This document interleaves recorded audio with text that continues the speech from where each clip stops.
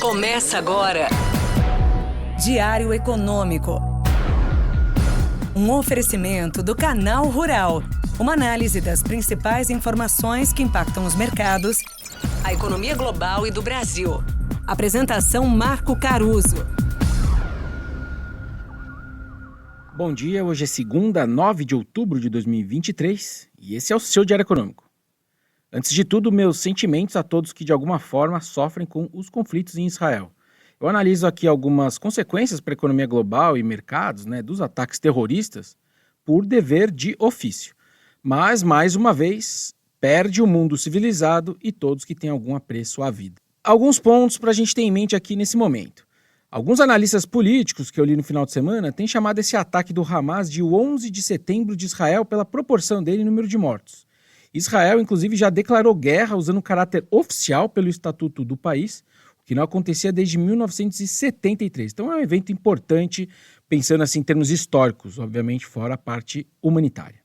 De fato, alguns argumentam que o primeiro-ministro Benjamin Netanyahu vai ser empurrado a escalar o conflito e não ficar só nos ataques aéreos direcionados de sempre.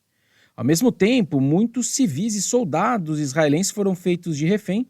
Isso deve complicar também a resposta deles. De fato, existem notícias de que alguns reféns israelenses foram trazidos ali para a faixa de Gaza, taticamente por parte do Hamas, justamente para tentar dissuadir uma invasão em grande escala de Israel. É natural achar que o primeiro movimento dos mercados hoje é de aversão a risco. Alguma alta do dólar e do petróleo, algumas bolsas no vermelho.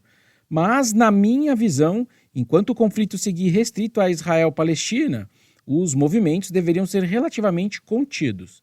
Esse é um conflito terrível, de fato, mas de longa data, certo? Um ponto importante é que, para hoje, o mercado de treasuries nos Estados Unidos e o Japão como um todo estão fechados por conta de feriados nos dois lugares. Esses dois lugares que geralmente ficam atrativos em tempos de aversão a risco. Voltando para o conflito, vale agora a gente monitorar os movimentos dos Estados Unidos e do Irã, pensando em qual o tamanho da extensão, desse conflito. Oficialmente, ainda não tem confirmação da participação do Irã, mas o Wall Street Journal trouxe um artigo no final de semana apontando um acúmulo de indícios nessa direção. É esse tipo de coisa, como eu disse, que pode expandir o conflito. Já os Estados Unidos manifestaram apoio incondicional a Israel e já mandaram uma fragata para o mar do Mediterrâneo. Enfim, vamos ver, cenas dos próximos capítulos. Falando da agenda econômica da semana, a inflação de setembro é o destaque aqui nos Estados Unidos e na China. Por aqui, o IPCA deve ter nova aceleração sobre os números de agosto, ainda repercutindo o aumento de combustíveis, alguma pressão de passagens aéreas para cima e também uma deflação menor dos alimentos. E aí, com isso, a nossa inflação deve voltar para cima de 5% na leitura anual.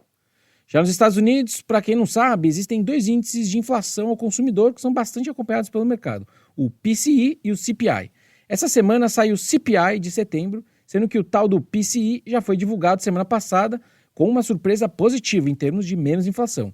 Então, de certa forma, a expectativa do consenso já se adaptou a essa informação, de uma inflação boa. Então, precisaria de algo extra para fazer mais preço. Vamos ver. Já da China, eles seguem exportando deflação para o mundo. A inflação ao consumidor chinês está rodando um pouco acima de 0% em termos anuais, enquanto os preços no atacado estão caindo 2,5% contra o mesmo período do ano passado. E para terminar, o Fed também divulga essa semana a ata da reunião do dia 20 de setembro, quando ele decidiu pela manutenção dos juros em 5,25% e 5,5% ao ano. O mantra de juros altos por mais tempo vai seguir lá, e eu também não vejo por que esse documento vai mudar o tom mais duro que eles têm adotado recentemente. Por hoje é isso, turma. Bom dia, bons negócios e sorte sempre. Você ouviu Diário Econômico. Um oferecimento do Canal Rural. Uma análise das principais informações que impactam os mercados, a economia global e do Brasil. De segunda a sexta, às 6 da manhã, no Spotify e YouTube.